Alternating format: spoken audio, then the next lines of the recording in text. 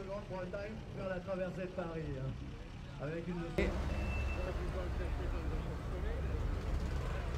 vrai, on aurait dû dans de la porcelaine, je suis d'accord. Ceux qui veulent un véhicule, par exemple, en parfait état, ils vont se passer par les ventes aux enchères éventuellement. Donc on a pu voir à Rétromobile ou certaines grandes ventes de prestige, vous aviez des véhicules qui vont jusqu'à 1 million d'euros si on veut. En nos collectionneurs, on a quand même beaucoup d'Anglais, mais les Anglais, je dirais, c'est dans leur gène. Ils sont très collectionneurs, donc ils viennent nous rejoindre. On a des Allemands aussi, et les Belges aussi, qui sont vraiment les trois dominants.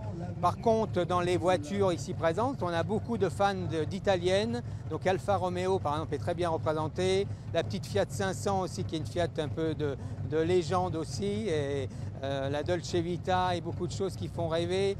Tout ça, c'est le plaisir absolu. C'est une Tatra. C'est une voiture tchèque. C'était à la base une Jeep de l'armée allemande. Et juste après la guerre, les Américains ils ont mis le feu. Et mon grand-père a racheté l'épave pour la transformer en véhicule de course de côte. Elle était un peu usée et elle avait été stockée dans de mauvaises conditions. Donc il a fallu refaire toute la mécanique et depuis, elle fonctionne. Depuis 5 ans maintenant, elle fonctionne parfaitement.